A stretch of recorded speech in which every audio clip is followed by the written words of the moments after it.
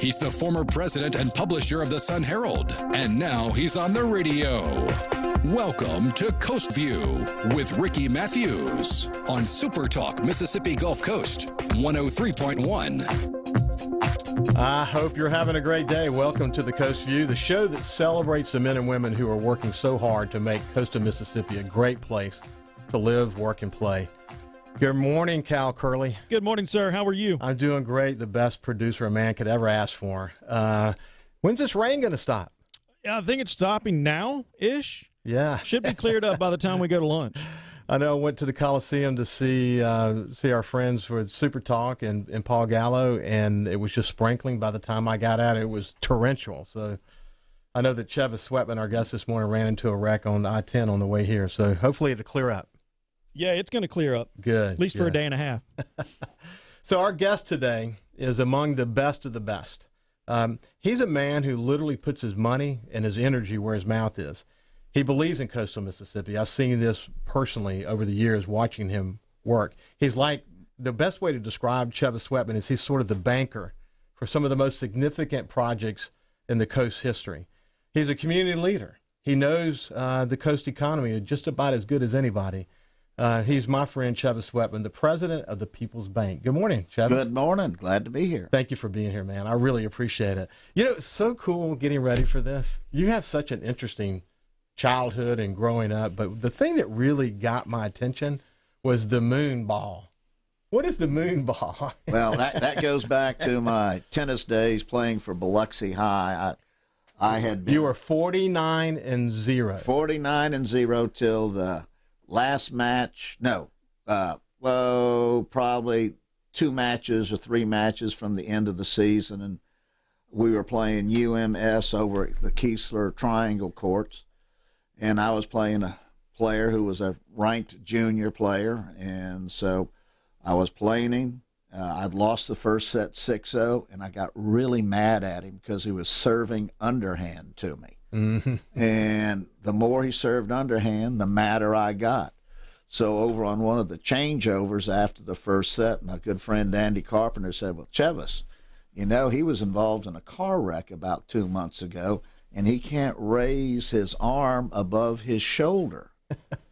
So I sort of took that to heart, and I started hitting the ball 40 feet in the air and have it land about 8 or 10 feet from the baseline, and he never had the opportunity to hit a ground stroke after that. So the moon ball was made famous that day. Yeah, well, yeah, it really wasn't made famous by me, but it came into view a few years later. So. Yeah. So you were raised in Miramar Park. That's right, And on the beach in Biloxi. What was it like there? Oh, it was a different world.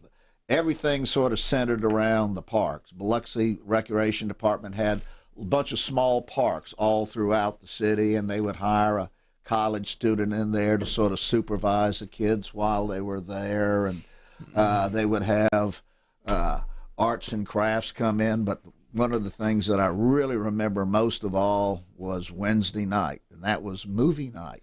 So they'd bring in a projector, and they'd put a screen up there, and all the little kids would run home and get their popcorn. Black and white with no sound, right? Black and white. Oh, it had sound. Did but, it? Yeah, but it was like the creature from the Black Lagoon. Yeah. Oh, absolutely. They were monster flicks.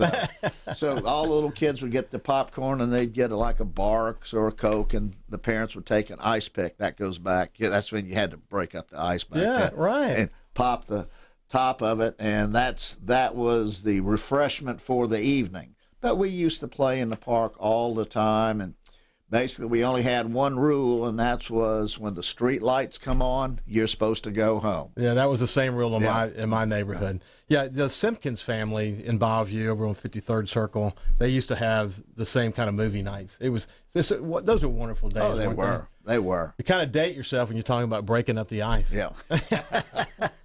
So what else stands out about your childhood and being raised a Sweatman in Biloxi? Well, I got to tell you one more thing about Miramar Park. Yeah. We'd play baseball there. We'd play football. But I remember one very memorable football game, and I think that was on January the 1st, 1964. Mm-hmm. I think it had rained 2 inches of snow the night before. So we all went down to the park and we're playing football. And the only time we stopped playing football is when we'd see a car skid over the seawall, or we'd see a car skidding down on US 90. And we learned from that experience that Bubba's in South Mississippi do not know how to drive on ice. We don't do snow. That is for sure. So so how old were you when you got involved in the bank? Well, generally I would come in in high school. I'd work the summers, and that continued till I went into college, and I'd work the summers, and I was a part-time gopher, so to speak. Mm-hmm.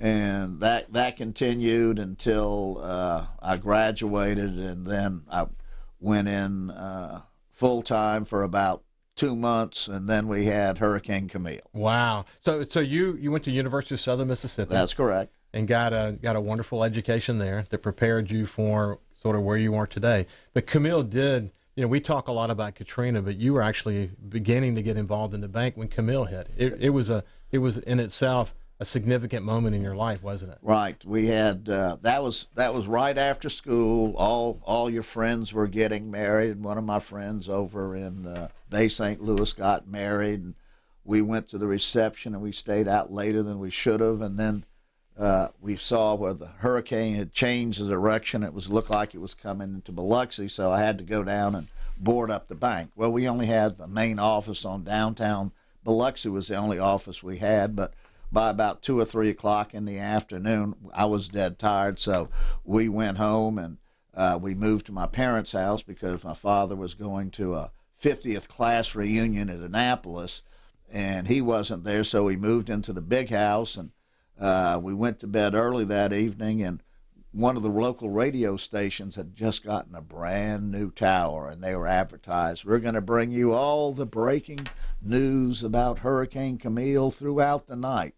At about 7:30, the tower went down, and we all fell asleep. So tell us about your grandfather and your father. Well, my grandfather, everybody thinks that he started the bank, but not really. It was his brother that started with the bank, and he came with the bank in 1903, and he was president in 1953, and he died in 63. And after he passed away, my father was in the bank, and he had come to the bank after he'd spent his 1 year at the Naval Academy, and then he came to the bank, and that would be about 1924 full time, and he was president in 1963, and then I came with the bank full time in 1971. So we have a history of longevity with the bank.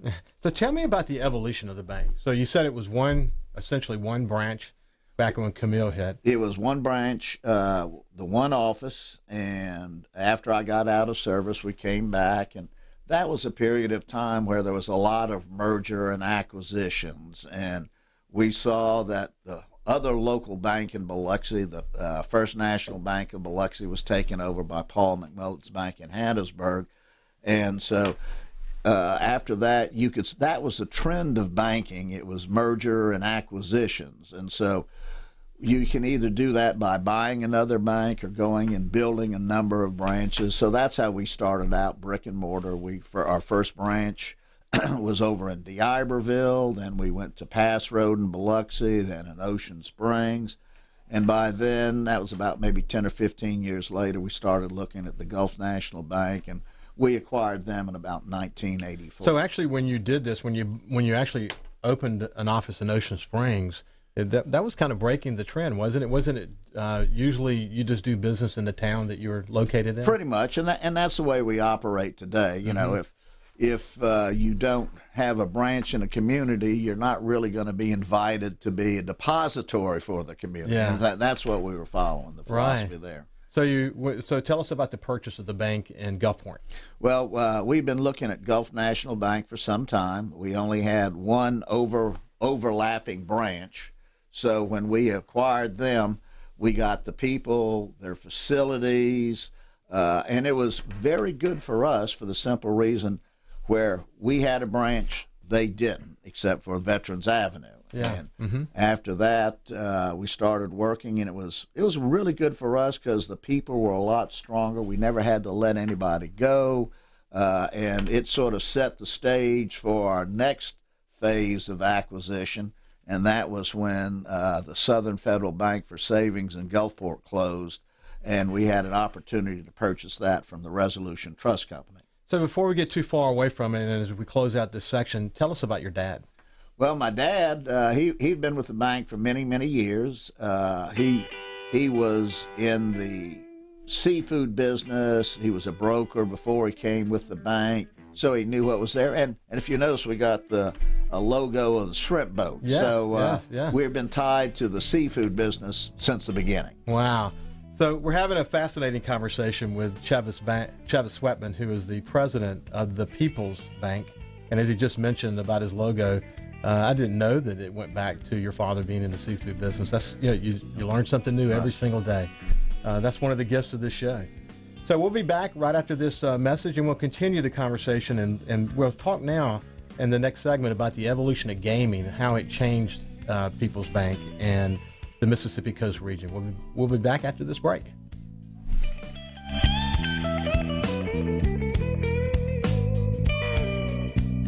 Subscribe for free to the Coast View podcast on iTunes, Google Podcasts, Spotify, or wherever you get your podcasts. Since 1950, when you needed help and advice from an experienced attorney, you turned to Boyce Holloman and Associates. Standing on the principles of experience, integrity, and results, Boyce Holloman and Associates can help you and your family with a variety of legal matters. When you come to Boyce Holloman and Associates of Gulfport, every client, every case gets the level of service from attorneys and staff who honor the legacy of Boyce Holloman's tradition of excellence. See Dean and Tim Holloman at Boyce Holloman and Associates, 1720 23rd Avenue, Gulfport.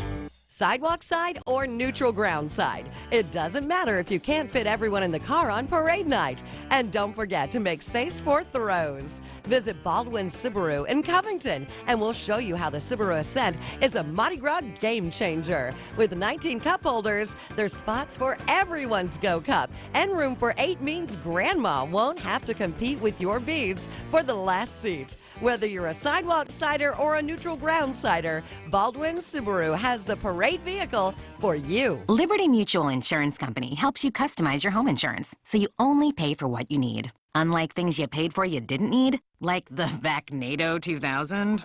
A Wi-Fi connected vacuum that uploads Dust Bunny data to the cloud for real-time optimization. Whatever that means. But really, it's just a very expensive doggy chew toy. With Liberty Mutual, get customized home insurance so you only pay for what you need. Liberty, liberty, liberty, liberty. Only pay for what you need at libertymutual.com. Don't miss out on the Rocket Mortgage Super Bowl Squares sweepstakes. We're giving away $50,000 every score change, touchdowns, field goals, even extra points, 50 G's. Plus, 2 grand prize winners will win $500,000 that could be used toward their dream home. Hurry up and get your square at RocketMortgageSquares.com. Enter by January 30th, 2020. No purchase necessary. 18 years or older except Alabama, Nebraska, and Mississippi. Ends January 30th. Licensed all 50 states. NMLS number 3030. NFL is not sponsored promotion in any way. So you probably already know Adventures Pub and Spirits has won awards for local favorites Hangout on the Coast and Best Bar on the Coast, but you may not know that Adventures also features an excellent lunch special menu Monday through Friday. Homemade lasagna, burgundy beef tips, chicken fried steak, shrimp creole, and more for only $8.95. Oh, my personal favorite, the seafood pie loaded up with lump crab meat, shrimp and cheese baked in a flaky pie crust.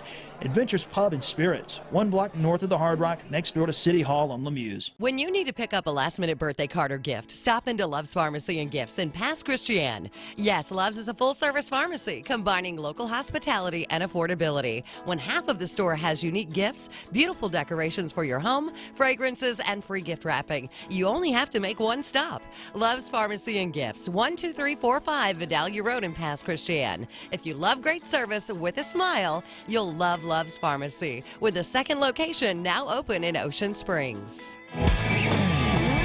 It's a great time to be on the coast, and we love talking about it. Welcome to Coast View with Ricky Matthews on SuperTalk Mississippi Gulf Coast 103.1. Welcome back. We're having a fascinating conversation with Chavis Sweatman, who talked about the early days of growing up in Miramar Park and Biloxi, and then the expansion over time of the bank. And in this segment, we really want to get into what was the coast like before gaming. And then, as I mentioned in the introduction, Chevis was the banker for some very significant projects, especially in the gaming industry, especially in the early days.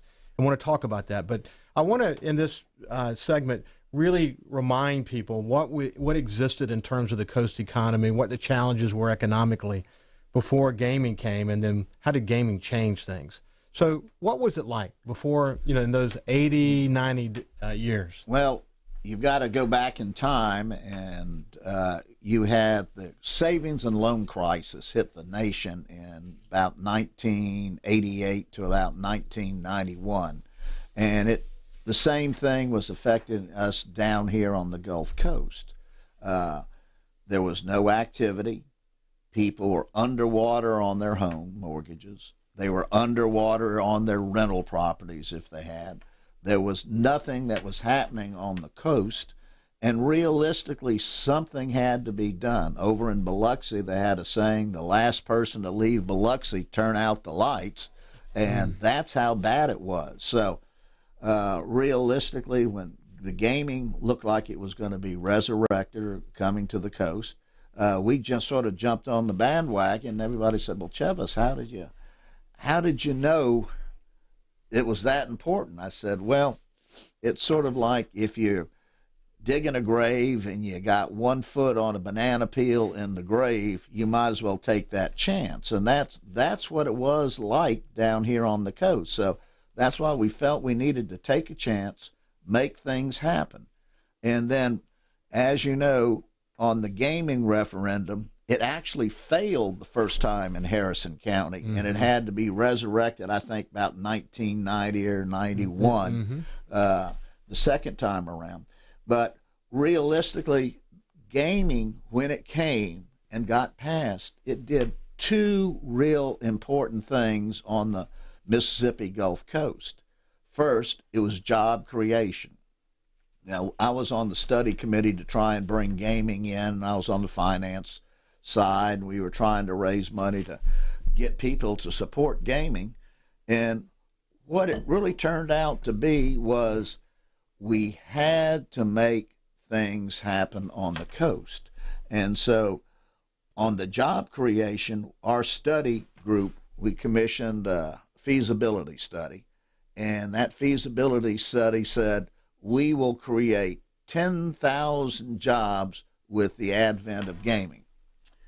There were a bunch of us on the study committee, and we said, that seems a little bit too aggressive for us. So we went and we cut the number back to 5,000 jobs, and we ran the campaign on we would deliver 5,000 jobs to the community.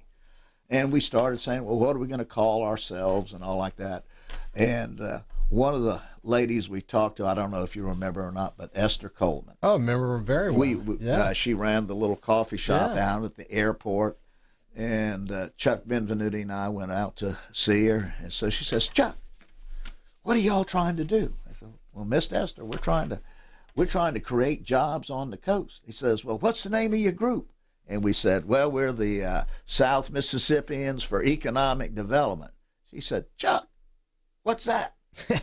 He said, we're trying to create jobs. Well, why don't you just say jobs?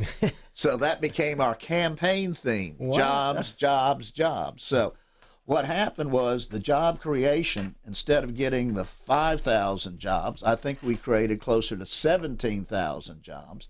And what we didn't notice was the gaming industry was 24/7, 7 days a week. And that's why we missed it so much. But the job creation was very, very important to us. 10,000 new people coming to our area, and that did one very important thing. Remember I said earlier about people being underwater on their mortgages and rental properties?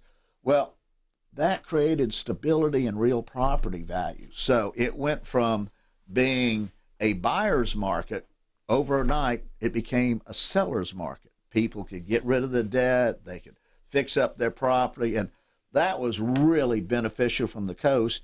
And then everything else took off from there. So you have Chuck Benvenuti, who, if people don't know him, he's a numbers guy, accountant from Hancock County, great community leader in Hancock County. We'll have him on the show on the future show.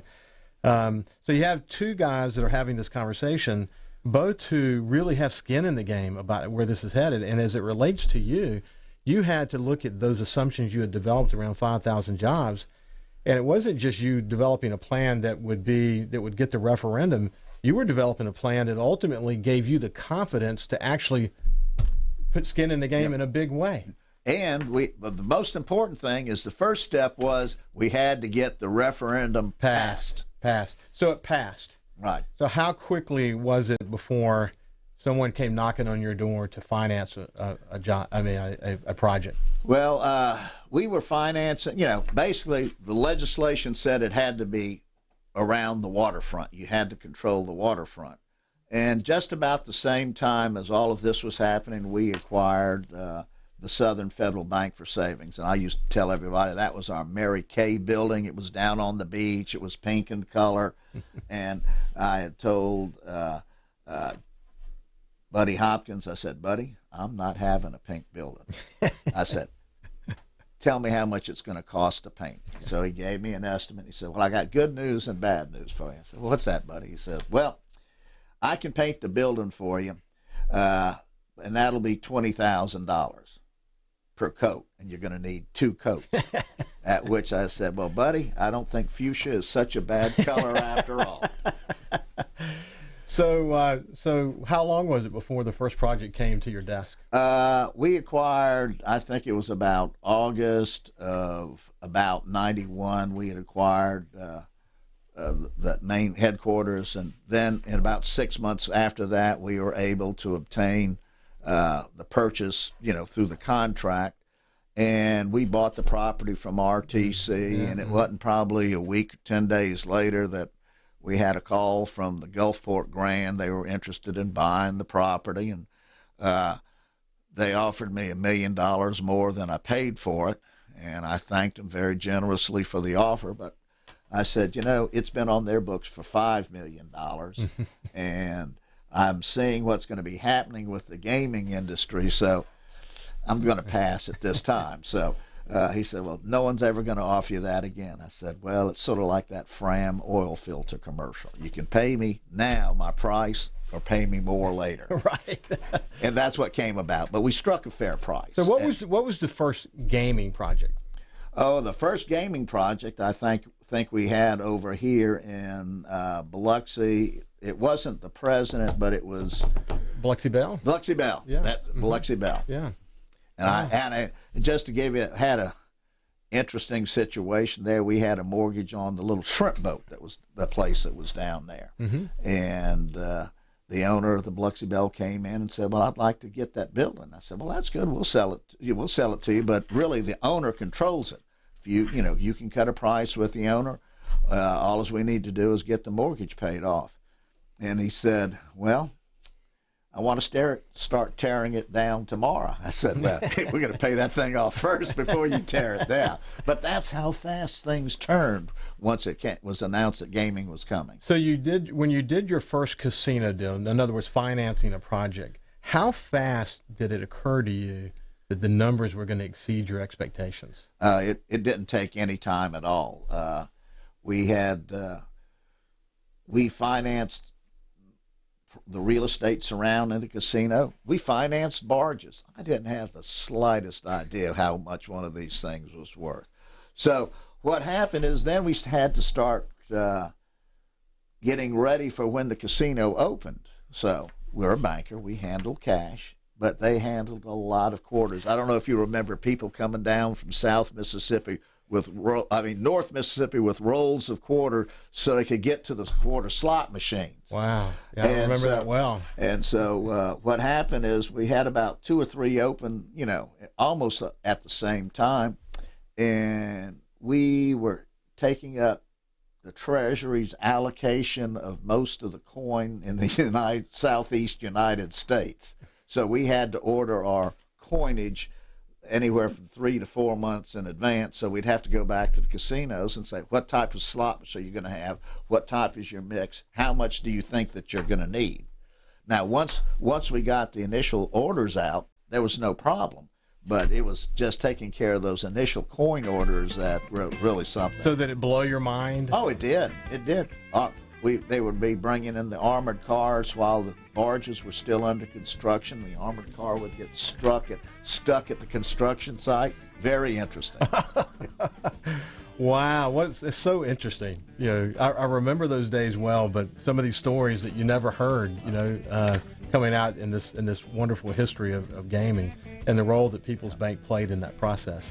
Well, we'll be back after this break, but we'll close this part of the conversation, and then we'll start to talk about where's People's Bank today, and what's happening with the Coast today. We'll be back after this break.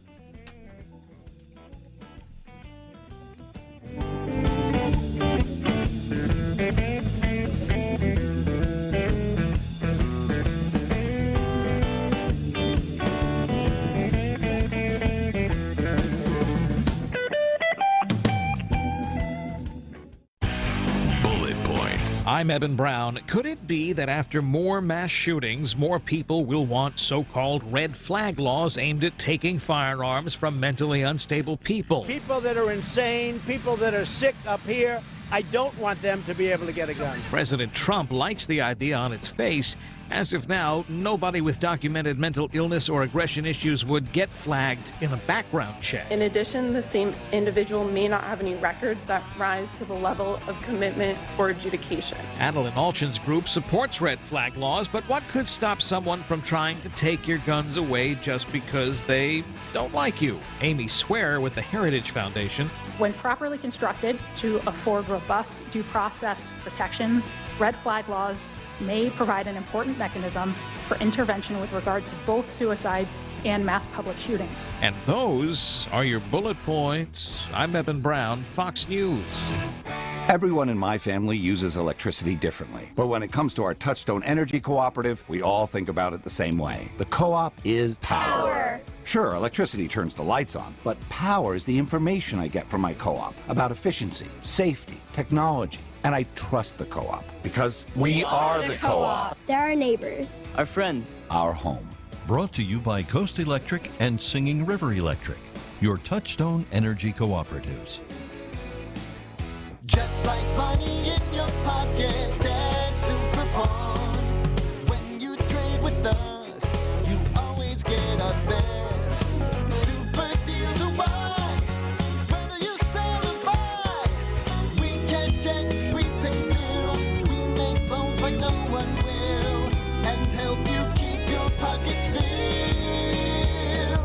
Just like money in your pocket, that's Super Pawn. Have you made your New Year's resolution yet? Resolve to make 2020 a year to remember with a new lifestyle. At Arbor Properties, you'll discover features, amenities, and services that are only found at an Arbor Properties community. Whether you're looking to actively unwind in one of 5 fully equipped fitness studios, enjoy the free fitness classes, or reserve a spot with a personal trainer, Arbor Properties is the place to conquer your fitness goals. Arbor Properties apartment homes features granite countertops, custom cabinetry, luxury flooring, and upgraded fixtures.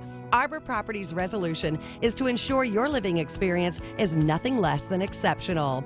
Arbor Properties isn't just a place to live, it's a way of life. Let Arbor Properties help make 2020 your best year yet. Find your new home at Arborview d'Iberville, Arbor Landing on the river in Biloxi, Arbor Place, Biloxi, Arbor Village at Pass Road Gulfport, or Arbor Station in Long Beach. Like Arbor Properties on Facebook. Summer days, winter nights, my heating and air ain't working right. Before my troubles get any worse, I'll pick up the phone and sing this verse.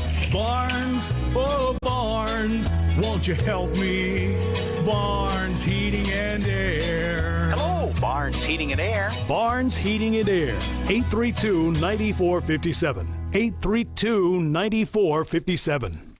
Into esports? So is Big Play. Check out Big Play's brand new esports virtual reality attraction with cash prizes paid weekly and monthly. Guaranteed to pay $100,000 this year. Plus 2 massive arcades, bowling go-karts, 2 mini golf courses, 2-story state-of-the-art laser tag arena bumper cars, and right now, get a $50 game card for $25. Visit SuperTalk MS Gulf Coast on Facebook and print on demand. Big Play Entertainment Center. Bowl, play, eat. Hey, I'm Steve Azar, and you never know who or what you'll hear when I spend a Mississippi Minute with my friends. We are with the fabulous Norbert Putnam as he played on so many hit records, you can't count them, and produced for some of the biggest acts ever. We got to talk Jimmy Buffett. One day at breakfast, he says, I started a new song. He says, about a night and a day in Key West, I played a bar and I got drunk, and coming home, I stepped out of my flip-flop, and I just kept going. I stepped on a beer can. And the next morning, I'm up, and I'm hungover, and I'm trying to make a margarita. I got some shrimp boiling. I can't find the salt. I said, Jimmy, I kind of like this. And he said, yeah, I think I'll call it Margaritaville. In a Mississippi Minute.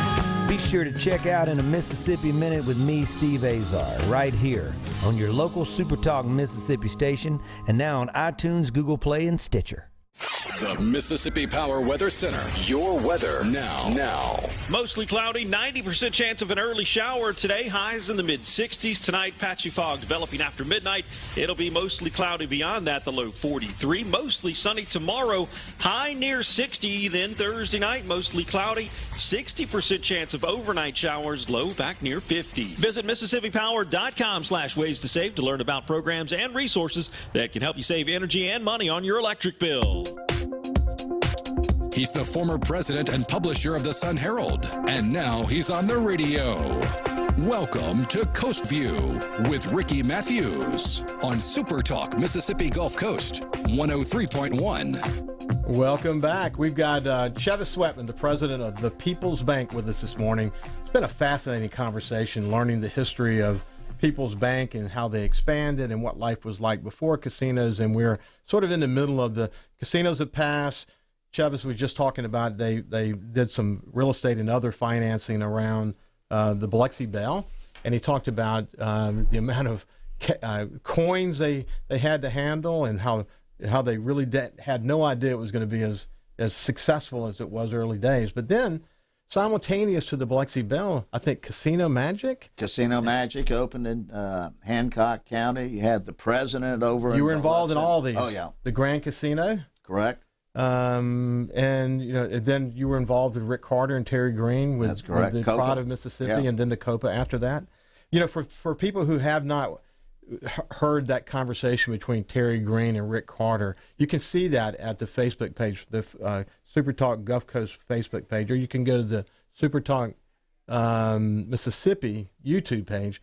But I really encourage you to go take a look at that conversation. It is a great story of perseverance and some serendipity along the way, real determination, and there's a great story about how they became what they are today. It's just, if you haven't seen it, go take a look at it.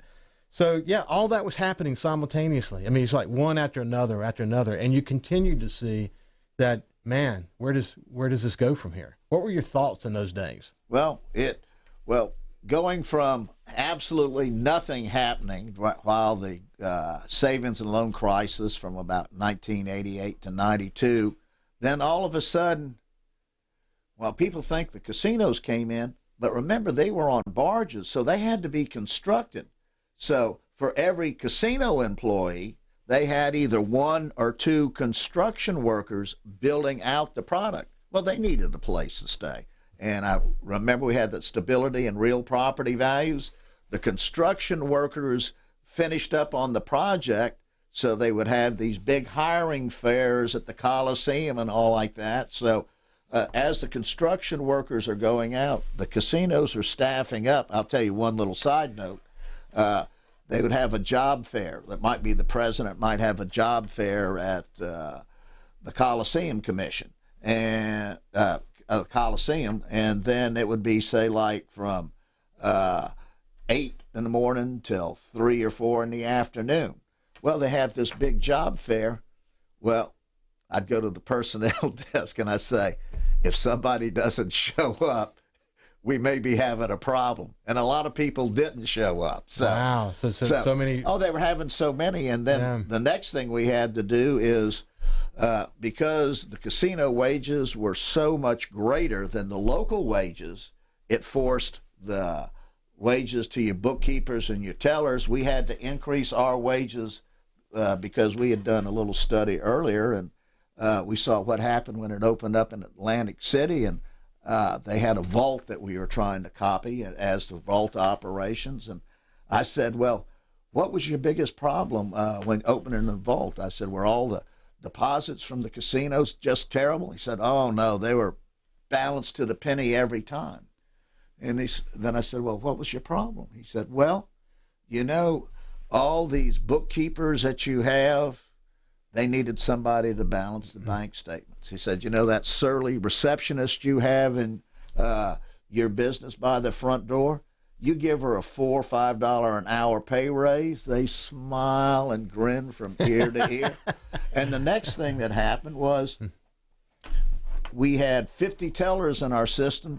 And I said, well, how many did you lose, 5 or 10? She said, no, we lost 49 out of 50. Wow. So then somebody had to count all that cash. That's incredible. And he said it took us about over a year to play catch up on that. So it's incredible. What you're telling is a story that when gaming came in, 1 to 2 additional jobs for every gaming job that was there, all the support. And then as they evolved, when people came here, they wanted to do other things. They wanted to go to restaurants. They wanted to stay in hotels. They wanted to. So the ultimate economic impact was just tremendous. Oh, no question. And we know now, looking back, like, for example, when Katrina hit, the thing that we spent all of our attention on, as you know, in those early days, was getting dockside changed to lane-based, the 800 rule, so that the casinos could rebuild, so the employees could come back to work. And, really, if you think back at that was really masterfully done. And the legislature supporting the coast contingent and making that happen. And then that unleashed a whole nother wave of possibilities. It's incredible. So where's the gaming industry today, Chavis? Well, the gaming industry is doing pretty good. Right after Katrina, we went from the 17,000 jobs to 0 overnight. We went from $911 million in Biloxi in gaming revenues in Biloxi to 0 overnight.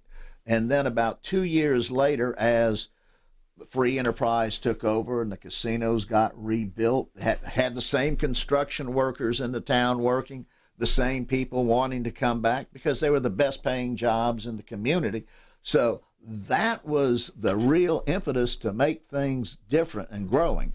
So it took us just over 2 years to get back to that $911 million, and that was about 2009. I think that's when we hit the $1 billion threshold in Biloxi. Then for the next 2 or 3 years, it slightly declined, and the reason it declined was other gaming jurisdictions were coming in and opening up. And so finally, basically the product got a little bit stale down here, and we started, I would say, plateauing around 2017. But we weren't growing. So lucky for us, the sports book came along. And when that did, on the sports book, there's about a 3% handle fee on the betting and all like that. But when it came in August of 2018, the revenues before the sports book came in were flat. The revenues after the sports book came in, it was up 10.5%, or about $22 million. Wow. And so what happened is the sports book allowed the casinos to go and reinvigorate their card base. They'd give them a deal on the hotel rooms. They'd give them a deal at the restaurants. They would do some free slot play. They would give you a match play on the table games.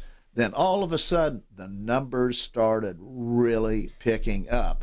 And it was very beneficial to the coast, and now our numbers are growing.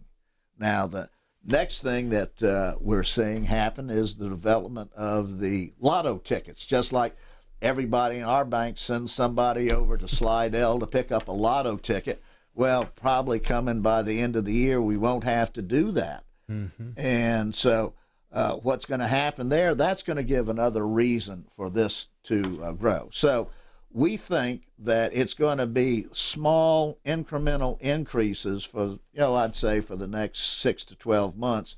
But then after that, the issue is going to be, what is the economy? Will we have another casino down here? Well, I'm not sure the numbers justify it, but I think that's what Mississippi has always done. It's been a unrestricted entry. Free enterprise. If you can bring the money and you can pay the freight, you take your shot. But the question's going to be, the people now are crunching the numbers a lot more than they did pre-Katrina.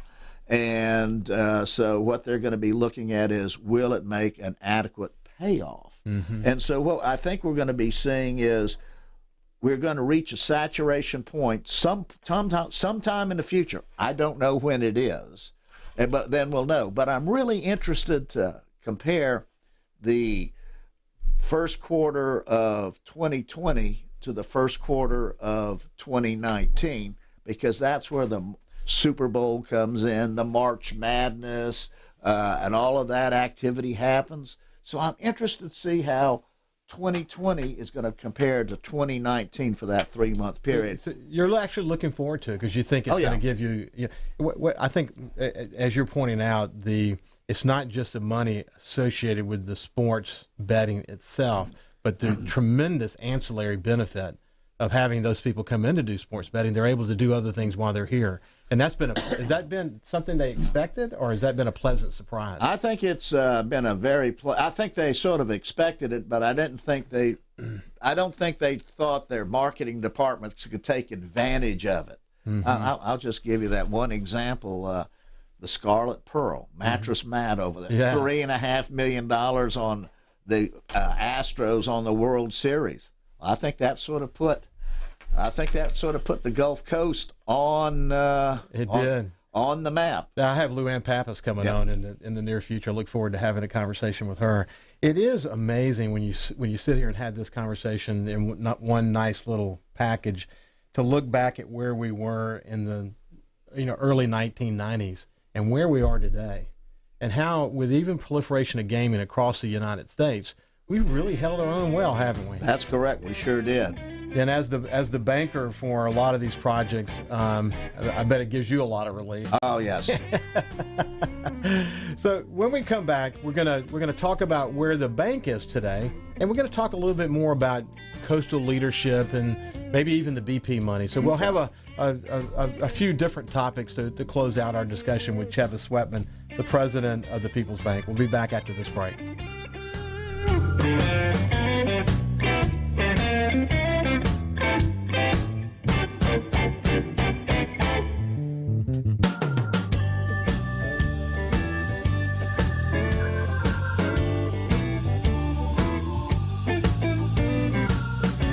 Also listen live to SuperTalk Mississippi Gulf Coast 103.1 on your Amazon Alexa devices. Once you've enabled the skill, just say, Alexa, open SuperTalk Mississippi Gulf Coast.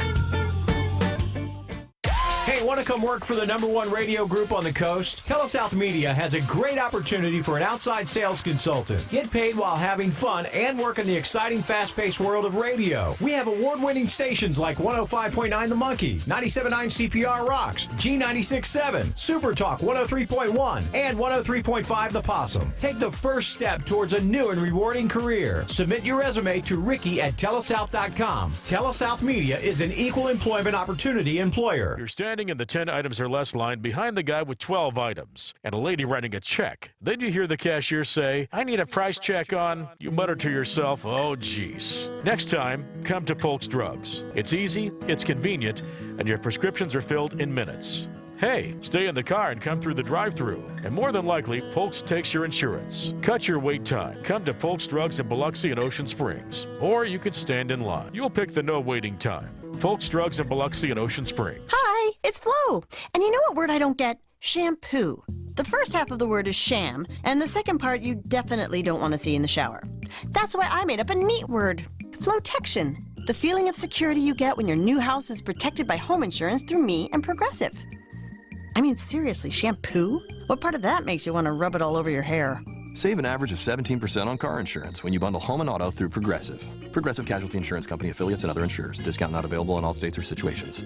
A cold can ruin your day. Sneezing, coughing, stuffiness, it's the worst, especially when you know you have a life to live. But when you have a cold, life doesn't stop, so neither should you. Dayquil Severe provides maximum strength relief for your worst cold and flu symptoms, so you can get through your day like a champ. I mean, seriously, who's got time to be sick? Don't let a cold ruin your day. Dayquil Severe is fast and powerful relief, and that's what you want. Dayquil, the nighttime coughing, aching, stuffy head, power through your day medicine. Ugh, I've got to get that fixed. Uneven driveways causing headaches? Helms Polyfoam will fix it without tearing up your driveway in the process. We inject Polyfoam under settled concrete to stabilize it in a matter of minutes, not days. Polyfoam is used on runways, railways, and highways, so there is no question it will support your driveway. We also repair seawalls, sidewalks, pond dams, retaining walls, and unstable soil. Visit HelmsPolyfoam.com or call Helms Polyfoam at 601-966-7821. Sometimes the issues of life require the assistance of a professional. Whether it involves an asbestos-related disease such as mesothelioma, personal injury from an accident, a real estate issue, or even an impending arrest charge, you need the help of an attorney. Cumbest, Hunter & McCormick have more than 100 years combined experience representing the interests of Jackson County and Gulf Coast clients. Cumbest, Hunter & McCormick, proud to support the Ole Miss Rebels. 762-5422, cchmlawyers.com. Hey, I'm Steve Azar, and you never know who or what you'll hear when I spend a Mississippi Minute with my friends. Talking to Paul Thorne, Mississippi true treasure, really incredible recording artist, singer, songwriter, has been doing it a long time, doing it the right way. It's almost like a Forrest Gump thing because, I was a boxer, / I worked in a furniture factory, / I had a gig 2 nights a week playing my acoustic guitar in a pizza restaurant, / I was in the National Guard, and, Wow. All this stuff was going on at the same time. / I had a writing contract with Rick Hall and Fame. In a Mississippi Minute. Be sure to check out In a Mississippi Minute with me, Steve Azar, right here on SuperTalk Mississippi, the SuperTalk Mississippi app, and now available on iTunes, Google Play, and Stitcher. His love for the coast is why he's here. It's Coast View with Ricky Matthews on Super Talk Mississippi Gulf Coast 103.1. Sweatman here. He's the president of the People's Bank, and he's done a great job telling the history of casino gaming and how it's affected the coast economy. And let's in this last segment, give me some thoughts, Chavis, about how your bank is doing these days. What's the status of the People's Bank? Well, we're a large independent community bank. The family controls about half of the outstanding shares, but we're listed on the best markets, OT, over the counter. And but we're just like any of the other banks that are out there right now. Everybody is dealing with what is known as a compressed net interest margin. It's costing less and less to borrow money, but if you're a saver, you're getting less and less because that's your retirement. You were going to have a couple of $100,000 in retirement in a bank CD. Someone said, well, Chavis, how much can you pay me on my bank CD? I said, well, for a 12-month CD, I could probably give you maybe 0.75%. So it's a tough market that we have out there right now, but a lot of that is due to the net interest margins of the bank, and that's because of the 10-year Treasury has been declining for about the last 10 years. So, but overall, the bank's doing fine. Yeah, we're doing good. Doing really well. So, Chavis, you and I, we were shoulder to shoulder for a lot of years in the community. Tell us why you believe it's so important for people in your position to be involved in efforts that are coast-wide. Well, when I first came with the bank, we were primarily just a Biloxi bank, and we expanded that market, and we were still just primarily a Biloxi bank. And then, you go down to Bouise Avenue, and all of a sudden, if you were from Gulfport, you're looking to the east at this 14-foot brick wall. If you're from Biloxi, you're looking to the west at a 14-foot brick wall. And only people from Biloxi and Gulfport could see this brick wall. If you were from Hattiesburg or Jackson, nobody could see the wall except if you were here in the community. And it became quite apparent that if you're going to be a coast bank and you're going to try and do more, why do you want to limit your access to funds, to savings accounts, to checking accounts? Why do you want to limit yourself? So if you take if everybody would get a larger piece of pie, everybody would get a larger slice of the pie. Right. So I think it became real apparent that we had to do something to sort of change the mindset. It's been long, hard. We still got, things that are happening, but, realistically, Ingalls over in Pascagoula, if they get, they got billions of contracts for the cruisers. Well, that's manufacturing jobs. It is. 10,000, 12,000 manufacturing jobs. If they get a paycheck over there, they might spend it in Mobile. They might spend it in Pascagoula, Ocean Springs, Biloxi, up in the northern counties. So this is what we need to do, is promote the entire Gulf Coast as an entity. I'm with you 100%. We have to see the big picture. In the closing seconds, tell me why the BP investments are so important. Well, this could be just like after Katrina, where we were recycling the insurance dollars. We got this big influx of cash. We could do something with it. The problem I really have is I saw the last awards that came out of the BP funding, and I think I'm like most people. We were sort of underwhelmed. I thought we were going to try and get some really game changers, transformational, that would everybody on the coast would be able to benefit for years to come, and that's where I stand on that. And Ashley was on yesterday, and when you add up all the pots that are coming our way, it's about $2 billion. It has the opportunity to have a Katrina-like investment opportunity. Hopefully, they can keep the rigor That's right. on that. I'm really hoping they can do that. So coming back to whether it be the BP funds or whether it be having a sort of a coastal view, it is so important for coast leaders to respect each of the communities, but to work together on those issues of common interest.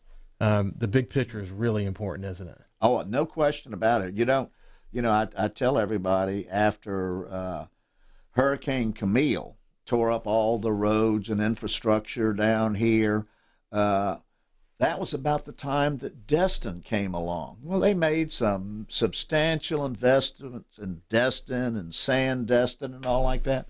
And then it took us about a couple of years on the coast to figure out it's a lot harder to gain that reputation than it is to retain that reputation. Wow. And remember, we were Mississippi, the hospitality state. We didn't do what we should have been doing. So. Well, the good news is we're doing it now. That's correct. And people are aligned now around coastal Mississippi and the kind of things we need to do to build on this. And I heard Billy Hughes this morning on SuperTalk, and he's he and others are articulating so well the one coast and why we need to have that. And at the same time, appreciating the diversity exists in each of our communities. Chevis, thank you so much. Thank you. Glad to be here. This has been a fascinating conversation. I said I'll have Chevis back because he's got such a great framework for evaluating the economic situation here in coastal Mississippi, and we'll come back again and have that conversation for sure, continue to have that conversation. So anyway, thank you very much. Thank you. I appreciate you being here, and we have George Schlogel tomorrow. Right. Got him tomorrow. Yeah, George Schlogel is going to be terrific. I'm surprised you didn't get him before me. Well, I'll tell him you said that. He may be listening now. So anyway, have a great day, and we'll see you tomorrow morning. Thank you. Appreciate it.